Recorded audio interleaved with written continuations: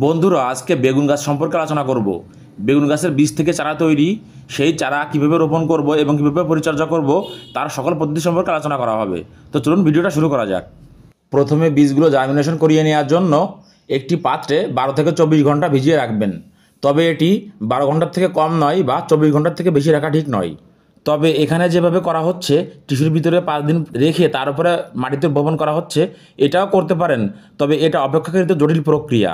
তাই আমি বলবো সহজে 12 থেকে 24 ঘন্টা ভিজিয়ে তারপর সরাসরি মাটিতে বপন করে দিন। চারা তৈরি করার জন্য 1 টাইম গ্লাসে ঝুরঝুরে মাটি তৈরি করে নিতে হবে। এক্ষেত্রে অবশ্যই খেয়াল করতে হবে যেন মাটিটা ঝুরঝুরে হয় এবং কম পরিমাণ সার থাকে। খুব বেশি সার এখানে দরকার নাই। তার কারণ যখন ফাইনাল টবে দিব তখন সেখানে পর্যাপ্ত পরিমাণ খাবার দিয়েই তারপরে ফাইনাল টবে গাছটি রোপণ করব।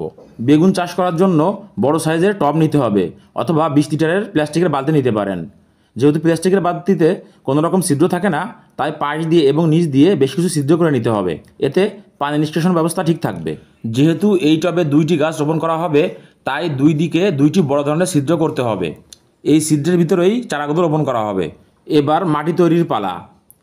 বেগুন গাছে প্রচুর পরিমাণে খাবার গ্রহণ করে থাকে। এর নাইট্রোজেন, ফসফরাস, পটাশ সব রকমের খাবারই এতে প্রয়োজন পড়ে। তাই আমরা যে ধরনের মাটি তৈরি করব তাতে যেন সব ধরনের উপাদান থাকে। নিচের দিকে কিছুটা মাটি দিয়ে তার উপরে গোবর সারের একটি লেয়ার করে দিতে হবে। তার উপরে আবার কিছু মাটি দিয়ে দিতে হবে। এবার চারা রোপণের পালা। দেখুন 7 দিন বয়স হয়েছে, 7 দিনেই চারাগুলো বেরিয়ে আসছে। এবার এগুলো ঠিক যেভাবে দেখা দিচ্ছি এইভাবেই আপনারা রোপণ করে দিবেন। বেগুন গাছ যেহেতু প্রচুর পরিমাণে ফসফরাস পছন্দ করে, তাই এতে হাড়গুঁড়োর একেবারে ডাস্ট সেটা মিক্স করে দিতে হবে।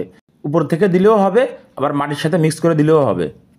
এবার বেগুন গাছের জন্য স্পেশাল সার তৈরি করতে হবে। এর জন্য একটি পাত্রে কিছুটা পানি নিয়ে তার ভিতরে কলার খোসাগুলো কেটে কেটে দিতে হবে এবং তার উপর দিয়ে হাড়গুঁড়োর যে ডাস্ট সেটা দিয়ে দিতে হবে।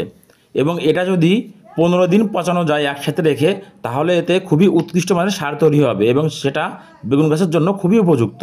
রোপণের 20 দিন পর টবের মাঝখানে কিছুটা গর্ত করে সেখানে ওই সারটি দিয়ে দিতে হবে এবং তার উপর মাটি দিয়ে আবার ঢেকে দিতে হবে। এতে ওই সারটি ডিকম্পোস্ট হবে এবং গাছ সেটা সুন্দরভাবে গ্রহণ করতে পারবে। বেগুনের বেশি পরিমাণে ফলন পাওয়ার জন্য মাঝখানে যে ডালটি আছে একেবারে কুশিটি পিঞ্চিং করে দিতে হবে। এতে বেশ কিছু ডাল বের হবে এবং ফলনও বেশি পরিমাণে আসবে। তবে এখানে শুধু পিঞ্চিং করে দিলেই চলবে না, এখানে কিন্তু ছত্রাকের আক্রমণ হতে পারে। তাই অবশ্যই ছত্রাকনাশক লাগিয়ে দিবেন, তাহলে আর ছত্রাকের আক্রমণ হবে না। গাছের জন্য যে স্পেশাল সারটি তৈরি করা হয়েছিল, সেই সারটি কিন্তু নিয়ম করে 15 দিন পর পর অবশ্যই দিয়ে দিবেন। চারাগুলো রোপণের মোট 60 দিন পার হয়েছে। এর ভিতরে গাছে নিয়ম করে খাবার দেওয়া হয়েছে এবং পানি দেওয়া হয়েছে।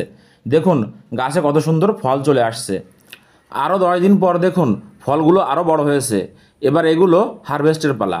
আমি যেভাবে বেগুন চাষ করেছি, আপনারা যদি এভাবে করতে পারেন তাহলে অবশ্যই বেগুনে ফলন পাবেন। তবে যে নিয়মগুলো আপনাদেরকে পালন করতে হবে অবশ্যই, সেগুলো পালন না করলে কিন্তু ভালো ফলন পাবেন না। ভিডিওটা ভালো লাগলে অবশ্যই লাইক করবেন এবং শেয়ার করে সকলকে দেখার সুযোগ করে দিবেন।